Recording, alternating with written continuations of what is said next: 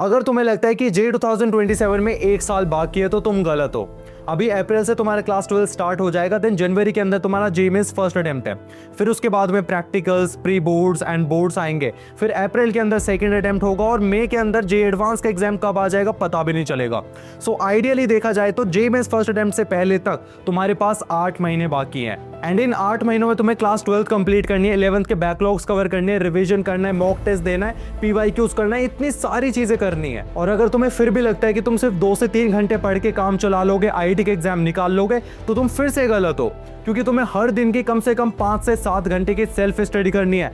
Yes, मैं बोल रहा हूँ self study. Coaching time, school time तो अलग है। अगर कोचिंग स्कूल को भी लगा दे तो तुम्हें हर दिन कम से कम 10 से 12 घंटे की पढ़ाई करनी है। बट टेंशन मत लो, ये 8 महीने भी मोर देन सफिशिएंट है अगर तुम इन्हें अच्छे से यूटिलाइज करो और अच्छे से पढ़ाई करो।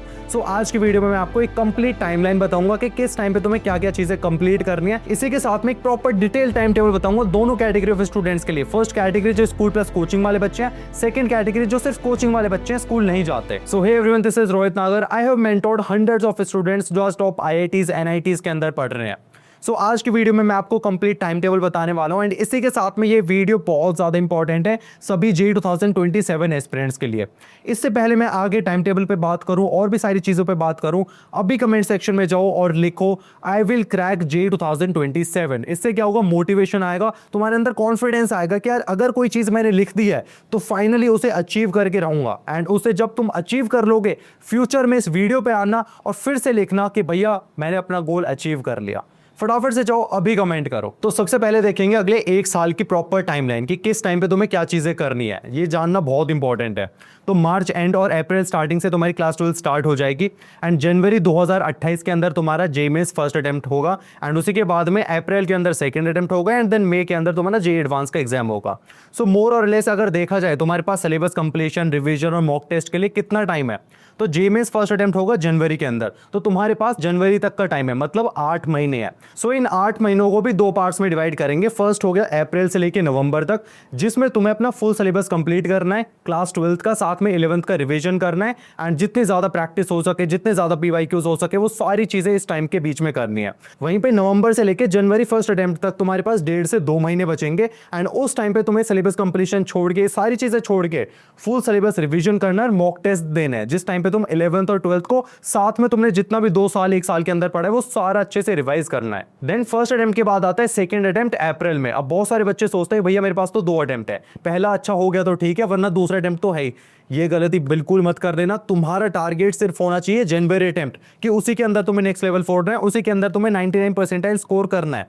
मैं फैक्ट बताता हूं, मोर देन 95% स्टूडेंट्स, जो बच्चे जनवरी अटेम्प्ट में अच्छा करते हैं वही स्टूडेंट्स जे एडवांस क्रैक कर पाते हैं और वही students IIT Delhi, IIT Bombay, top 5 IITs के अंदर जा पाते हैं। जो बच्चे ये सोचते हैं कि जनवरी अटेम्प्ट को तो मैं ऐसे ट्रायल दे लेता हूं, तुक्के में दे लेता हूं, अप्रैल अटेम्प्ट के लिए अच्छे से तैयारी करूंगा, उनका ना जेईमेंस अच्छा हो पाता है ना एडवांस अच्छे हो पाता है और वो कहीं के नहीं रहते हैं।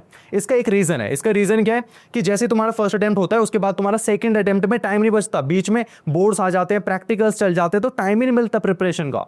तो इसलिए टारगेट रखो जेईमेंस फर्स्ट अटेम्प्ट में 99 परसेंटाइल और फिर सीधे मे के लिए, एडवांस के लिए तैयारी करनी है। नाउ अब तुम्हें जे 2027 की प्रॉपर टाइमलाइन का आइडिया लग चुका है और तुम्हें फर्स्ट अटेम्प्ट की इंपॉर्टेंस भी पता चल चुकी है। सो इससे पहले मैं तुम्हें डिटेल्ड टाइम टेबल बताऊं, तुम्हें ये 3 स्टेप्स जरूर फॉलो करने टाइम टेबल बनाने से पहले। मैं पहले बता देता हूं 99% स्टूडेंट्स इन स्टेप्स को फॉलो नहीं करते हैं और फिर वो गलत टाइम टेबल बनाते हैं और उसे फॉलो नहीं कर पाते हैं। सो इन तीनों स्टेप्स को ध्यान से सुनना है। स्टेप 1 है लॉन्ग टर्म प्लान। आपको ईयर लॉन्ग टाइमलाइन बता दी, लेकिन तुम्हें पूरे साल का मैप क्लियर होना चाहिए कि किस टाइम पे क्या क्या चीजें करनी है, जो कि मैंने ऑलरेडी बता दी। इसके बाद में तुम्हें बनाना है मंथली प्लान। हम डेली टाइम टेबल पे आते हैं, लेकिन उससे पहले तुम्हें मंथली प्लान बनाना है कि किस मंथ में तुम्हें क्या करना है। फॉर एग्जाम्पल तुम्हें अप्रैल के अंदर 10 चैप्टर कंप्लीट करने, तो टारगेट क्लियर होना चाहिए कौन से 10 चैप्टर करने हैं। मंथली प्लान के बाद तुम्हें वीकली प्लान बनाना है कि अगर महीने में मुझे 10 चैप्टर करने तो इस हफ्ते में मुझे 4 चैप्टर निपटाने, 3 चैप्टर निपटाने, ये टॉपिक्स की प्रैक्टिस करनी है। तो ये सारी चीजें तुम्हें पहले से रिटन होनी चाहिए। अगर ये सारी चीजें पहले से लिखी होंगी, प्लान पहले से रेडी होगा, तो तुम्हें ज्यादा दिमाग लगाने की जरूरत ही नहीं है, हेडेक कम हो जाएगा। जस्ट तुम्हें वो सारी चीजें स्टेप बाय स्टेप फॉलो करते जानी है और मेहनत डालते जानी है। दूसरा स्टेप है सेट योर टारगेट। बहुत सारे बच्चों को पता ही नहीं होता, वो जेईमेंस की तैयारी करेंगे, एडवांस की तैयारी करनी है, बोर्ड्स के लिए प्रिपेयर कर रहे हैं, सीयूईटी के लिए प्रिपेयर कर रहे हैं। सबसे पहले अपना टारगेट सेट कर लो। फॉर एग्जाम्पल तुम बोर्ड्स की तैयारी कर रहे हो, फिर टाइम टेबल का कोई पॉइंट ही नहीं बनता, फिर तो तुम 2 से 3 महीने भी पढ़ोगे तुम्हारे बोर्ड्स निकल जाएंगे। लेकिन अगर तुम्हारा टारगेट है JEE mains, JEE advance, IIT जाना, तो तुम्हें हर दिन 10 से 12 घंटे की पढ़ाई करनी है और तुम तभी उस टाइम टेबल को फॉलो कर पाओगे और बना पाओगे। तो सबसे पहले अपना टारगेट सेट कर लो। तीसरा और मोस्ट इंपॉर्टेंट स्टेप है identify your unproductive hours. Productive hours सबको पता है कि सुबह जल्दी पढ़ लो, रात में लेट तक पढ़ लो, मजा आता है। लेकिन अनप्रोडक्टिव आवर्स कहां पे, जहां पे तुम पढ़ाई करने जाते हो लेकिन मन नहीं करता, वहां पे एकदम प्रोडक्टिविटी जीरो आती है। फॉर एग्जांपल मैं अपना बताता हूं, मैं मॉर्निंग में 4 से 5 बजे उठ जाता था और पढ़ता था, बहुत मजा आता था। रात में लेट नाइट तक पढ़ता था, मजा आता था। लेकिन जो दोपहर का टाइम होता था ना, जब लंच के टाइम पे होता है, 1 से 2 बजे का टाइम होता था, उस टाइम पे लाइक एकदम अनप्रोडक्टिव होता था, नींद आती थी, पढ़ने का बिल्कुल मन नहीं करता था। सो अपने अनप्रोडक्टिव आवर्स को डिफाइन करो एंड उस टाइम पे या तो नोट्स वगैरह रिवाइज कर लो या उस टाइम पे कुछ अपनी फन एक्टिविटी रख लो, पढ़ाई मत करो। सो गाइस, इससे पहले मैं आगे बढ़ूं, आपको एक इंटरेस्टिंग बात बताता हूं। अगर आप चैट जीपीटी से पूछो कि आईआईटी जेईई प्रिपरेशन के लिए कौन सा प्लेटफॉर्म बेस्ट है, तो आंसर यूजुअली इसी डायरेक्शन में आता है। अगर आपको सीरियस और रिजल्ट ओरिएंटेड प्रिपरेशन चाहिए तो अनअकैडमी एक बेटर ऑप्शन है। और ऑनेस्टली मुझे ये बात काफी हद तक सही लगती है, क्योंकि जेईई नीट में रैंक प्रोड्यूस करने वाले टॉप एजुकेटर्स यहीं पढ़ाते हैं। और इससे भी इंटरेस्टिंग बात यह है कि अनअकैडमी का एक नया फीचर आया है जो कि है अनअकैडमी प्राइम। एंड क्रेजी बात बताऊं क्या है कि इसका ट्रायल सिर्फ ₹1 में मिल रहा है। आओ अब देखते हैं कि ₹1 में तुम्हें क्या मिलेगा। इंडिया के टॉप एजुकेटर्स के रिकॉर्डेड वीडियो क्लासेस, वो भी topic wise, subject wise, educator wise और पीवाईक्यूज के फॉर्मेट में। साथ ही डीपीपीज और क्लास नोट्स भी, और topic wise question bank with previous year questions. तीसरा इंस्टेंट डाउट सॉल्विंग। चौथा कंपीट, जहां पे तुम अपनी पीयर्स के साथ में कंपीट कर सकते हो और लीडरशिप बोर्ड पे क्लाइंब कर सकते हो। एंड लास्ट एंड सबसे इंपॉर्टेंट टेस्ट, जहां पे तुम अपनी प्रिपरेशन को चेक कर सकते हो, टेस्ट को एनालाइज करके अपनी परफॉर्मेंस को इनहेंस कर सकते हो। सो अगर तुम जेईई की तैयारी कर रहे हो तो ₹1 में इसे ट्राई करना डेफिनेटली वर्थ इट रहेगा। लिंक डिस्क्रिप्शन में, फटाफट से जाओ, अभी चेकआउट करो। सो अब बात करेंगे एक डिटेल्ड टाइम टेबल की। मैं लिटरली बोल रहा हूँ, ये टाइम टेबल तुम्हें पूरे यूट्यूब पे कहीं नहीं मिलने वाला है, बहुत डिटेल में बताने वाला हूँ। सबसे पहले उन स्टूडेंट्स के लिए बताऊंगा जो स्कूल प्लस कोचिंग वाले बच्चे हैं, एंड सेकंड फिर उन पे बात करेंगे जो सिर्फ कोचिंग जाते हैं, डमी स्टूडेंट्स है, स्कूल नहीं जाते हैं। तो सबसे पहले बात करते हैं school plus coaching going students के लिए। देखो यार, हेड्स ऑफ टू यू, मतलब तुम इतनी ज़्यादा मेहनत कर रहे हो, स्कूल के साथ कोचिंग मैनेज करना, फिर सेल्फ स्टडी के लिए टाइम निकालना, ये अपने आप में बहुत बड़ा चैलेंज है। एंड यार मज़ा तभी आता है जब इस चैलेंज को एक्सेप्ट करते हैं, मेहनत करते हैं और फाइनली जेईई निकालते हैं। एक और फैक्ट बताता हूँ, जो बच्चे स्कूल प्लस कोचिंग वाले होते हैं उनका ज़्यादा सिलेक्शन होता है कंपेयर टू दी जो बच्चे सिर्फ कोचिंग जाते हैं। अब ये फैक्ट था तो मैंने शेयर कर दिया, वैसे तो फर्क नहीं पड़ता, तुम स्कूल जाओ या कोचिंग जाओ, बच्चे करने वाले कर जाते हैं। सो मैं जो टाइम टेबल शेयर करूंगा वो बच्चों वाले टाइम टेबल नहीं होगा कि 5 बजे उठ जाओ, फिर ब्रश कर लो, फिर स्कूल चले जाओ, फिर रेडी हो जाओ, फिर खाना खा लो। बिल्कुल नहीं, ये तुमने 10वीं तक 11वीं तक कर लिया, 12वीं में आ चुके हो, इस टाइम पे तुम्हें स्लॉट्स में पढ़ाई करनी है। स्लॉट्स में ही टॉपर्स जितने भी हो स्लॉट्स में पढ़ाई करते हैं।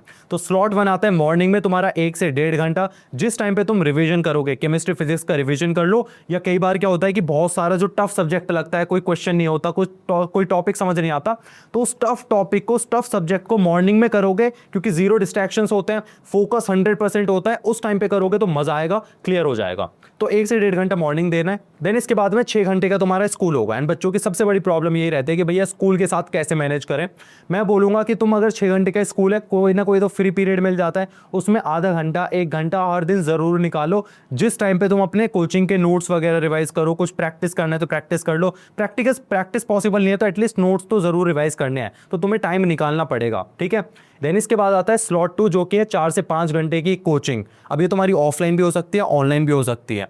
अब इस टाइम पे तुम्हें क्या करना है, जो भी कोचिंग में अच्छे से पढ़ाया जा रहा है उसे अच्छे से पढ़ना है, ठीक है। वहाँ पे टाइम वेस्ट नहीं करना, मैं तो यूट्यूब से पढ़ लूंगा, ऑनलाइन पढ़ लूंगा, नहीं। अगर कोचिंग में जो पढ़ा रहे हैं टीचर्स, उन्हें अच्छे से पढ़ना है, नोट्स वगैरह अच्छे से बनाने हैं। फिर आता है इसके बाद में तुम अपना घर आ जाओगे, फ्रेश वगैरह हो जाओगे, डिनर वगैरह कर लिए, थोड़ी वॉक कर ली। अब आता है आखिरी स्लॉट, स्लॉट 3, जो कि सबसे ज़्यादा इंपॉर्टेंट है। यह है सेल्फ स्टडी आवर्स। 3 घंटे का स्लॉट होगा। इसके अंदर तुम्हारा जितना भी कोचिंग का होमवर्क है, स्कूल में भी जो भी तुमने प्रोडक्टिव चीज़ें की हैं, वो सारी चीज़ें रिवाइज करनी है, डीपीपी सॉल्व करनी है, होमवर्क अच्छे से करना है। सो ये 3 घंटे तुम्हारे पूरे दिन के सबसे ज़्यादा इंपॉर्टेंट है। So total self study hours की बात करें तो मॉर्निंग में 1 से 1.5 घंटा हो गया, स्कूल में 1 घंटा निकाल लिया, एंड स्लॉट 3 में 3 घंटे, मतलब 4 से 5 घंटे की सेल्फ स्टडी हो गई। सेल्फ स्टडी की बात कर रहा हूँ, ध्यान से सुनना। एंड इसी के बाद में नॉन कोचिंग डे भी होते हैं, किसी दिन तुम्हारी कोचिंग नहीं होती, तो उस टाइम पे तुम्हारा जो कोचिंग का टाइम है उसे तुम अपनी प्रैक्टिस में, वीक सब्जेक्ट को दे सकते हो, क्लास 11 का थोड़ा रिवीजन कर सकते हो। नाउ अब सेकंड आते हैं कोचिंग वाले बच्चों पे, जिनका सिर्फ कोचिंग है, स्कूल नहीं है। हम तुम्हारा सबसे बड़ा वहम बताऊं क्या होता है कि भैया हम तो सिर्फ कोचिंग जाते हैं, स्कूल जाते ही नहीं है, टाइम ही टाइम है, मस्ती भी करेंगे, मजाक भी करेंगे, वेब सीरीज भी देखेंगे और फिर भी सिलेक्शन हो जाएगा। बिल्कुल है। तुम इसी चक्कर में अपना सबसे ज़्यादा टाइम वेस्ट करते हो। तुम्हारी लेट कोचिंग है तो तुम 10 बजे उठ रहे हो, तुम्हारे पास टाइम एक्स्ट्रा है, तुम स्कूल नहीं जा रहे हो तो उस टाइम को वेस्ट कर देते हो। ये गलती नहीं करनी है, तुम्हें भी एक स्ट्रिक्ट टाइम टेबल फॉलो करना है। तो स्लॉट 1 आएगा मॉर्निंग में 1 से 1.5 घंटा, जिसमें केमिस्ट्री फिजिक्स रिवाइज करोगे या फिर मैथ्स कोई टफ सब्जेक्ट लगता है, कोई भी टफ सब्जेक्ट उसे उठाओगे एंड उसे सॉल्व करोगे, क्योंकि मॉर्निंग में जीरो डिस्ट्रैक्शंस होते हैं। देन स्लॉट 1 के बाद तुम जाते हो कोचिंग, एंड कोचिंग में मान के चलता हूँ तुम्हारी 5 से 6 घंटे कोचिंग होगी, ऑफलाइन ऑनलाइन जहाँ पे भी तुम जाते हो। लेकिन कोचिंग में एक ध्यान रखना एक बात का, कि जब भी तुम जो भी टीचर पढ़ा रहा है उसे बहुत ध्यान से पढ़ो, नोट्स अच्छे से बनाओ, ट्राई करो कि कोचिंग का काम कोचिंग में ही निपटा दो। ठीक है, अगर एक्स्ट्रा फ्री टाइम मिल रहा है तो वहीं पे अपनी शीट्स वगैरह खोल के बैठ जाओ, वहीं पे सॉल्व कर लो। जितना ज़्यादा तुम टाइम बचाओगे उतना ज़्यादा तुम्हारे लिए अच्छा होगा। तुम खुद के लिए भी टाइम दे पाओगे, तुम फन एक्टिविटीज़ भी कर पाओगे, सोशल मीडिया भी थोड़ा बहुत चला पाओगे और पढ़ाई भी अच्छे से हो जाएगी। देन कोचिंग के आने के बाद तुम्हें क्या करना है, फ्रेश वगैरह हो जाना है, खाना वाना पी लेना है, ये तो कहने की बात नहीं है, तुम खुद कर लोगे। फिर आता है स्लॉट 2, जो कि सबसे इंपॉर्टेंट है। जो भी कोचिंग में पढ़ाया गया, जो भी नोट्स बनाए, जो भी प्रैक्टिस करे क्वेश्चंस, वो सारी चीज़ें होमवर्क घर पे आके करना है, रिवीजन अच्छे से करना है, डीपीपीज लगानी है, सारा होमवर्क अच्छे से करना है। स्लॉट 2 तुम्हारा 3 घंटे का होने वाला है। ठीक है, 3 घंटे का स्लॉट हो गया, इसमें कोई भी 2 सब्जेक्ट उठा लो, होमवर्क वगैरह कर लिया। फिर इसके बाद में स्लॉट 2 के बाद में तुम्हें 30 मिनट का बफर टाइम देना है। कुछ एक्सरसाइज रह गए, कुछ क्वेश्चंस छूट गए, कुछ रिवीजन रह गया जो कि तुम स्लॉट 2 के अंदर नहीं कवर कर पाए, वो ये बफर टाइम में कर सकते हो।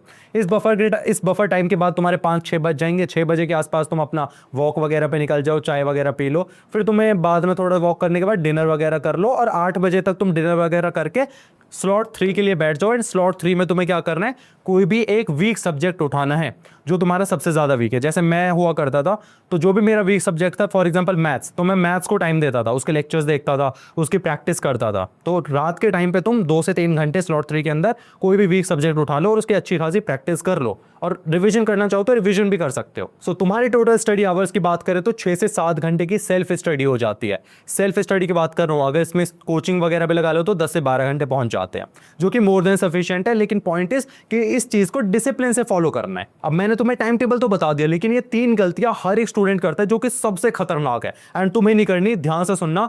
First is too many resources.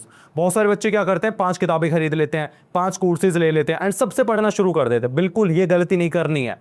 तुम एक किताब फॉलो करो एक सब्जेक्ट के लिए एंड उसे ही बार बार रिवाइज करो। ठीक है, ये चीज फॉलो करनी है। सेकंड गलती बच्चे करते हैं, टू डू लिस्ट नहीं बनाते। भाई तुमने 10-12 घंटे का टाइम टेबल बना लिया, लेकिन उन टाइम स्लॉट्स के अंदर कुछ पढ़ोगे भी तो तुम्हारे पास टू डू लिस्ट होनी चाहिए कि कौन से चैप्टर पढ़ूंगा, कौन सी एक्सरसाइज सॉल्व करने वाला हूँ अच्छे से। एंड तीसरा एंड मोस्ट इंपॉर्टेंट गलती है, मेक रियलिस्टिक टारगेट्स। कि भाई अनरियलिस्टिक टारगेट्स मत बनो कि आज मोटिवेशन आ गया तो 14 घंटे पढ़ूंगा, 16 घंटे पढ़ूंगा, फिर फॉलो नहीं कर पाओगे, डिमोटिवेशन होगा। रियलिस्टिक टारगेट्स बनो। आज अगर तुम 4 घंटे पढ़ पा रहे हो तो कल का ट्राई करो 5 घंटे का टारगेट रखो एंड फिर उसे 80% तक फॉलो करो। अगर 80% तक भी कर लेते हो, मोर देन सफिशिएंट है। सो गाइस, यही था आज की वीडियो में। आई होप आपको ये वीडियो पसंद आया होगा, एंड डेफिनेटली अगर तुम ये टाइम टेबल को अच्छे से एग्जीक्यूट करते हो, फॉलो करते हो, मैं लिटरली बोल रहा हूँ, तुम IIT बॉम्बे, IIT दिल्ली, जो भी तुम्हारा ड्रीम कॉलेज है वहाँ तुम पहुँचने वाले हो। जस्ट तुम्हें ये फॉलो करना है, डिसिप्लिन से पढ़ाई करनी है। एंड यस, 1 साल है अभी, ठीक है, 1 साल है, यस, और मोर प्रिसाइसली 8 महीने हैं, बट ये 8 महीने तुम्हारी लाइफ चेंज कर सकते हैं अगर तुम बहुत अच्छे से मेहनत कर लो, सारी चीज़ें, जितने भी डिस्ट्रैक्शंस है सब हटा दो, एक आइसोलेशन में आ जाओ कि यार अब भाड़ में गई सारी चीज़ें, रिश्तेदार भाड़ में गए, यार दोस्त भाड़ में गए, मुझे अपनी लाइफ चेंज करनी है। मैंने बर्बाद कर दी 11th, मैटर नहीं करता, अब मैं 12th में कर सकता हूँ और अब मैं पूरी जान लगा दूंगा। अगर ये मोटिवेशन आ जाता है ना तुम्हारे अंदर, तुम फोड़ दोगे, तुम डेफिनेटली ड्रीम कॉलेज में पहुंचने वाले हो, अपने मम्मी पापा का नाम रोशन करने वाले हो, खुद को प्राउड फील कराने वाले हो। ठीक है, till then keep learning, all the very best. कुछ डाउट होता है तो कमेंट्स में पूछ लेना, डेफिनेटली रिप्लाई कर दूंगा। Bye bye.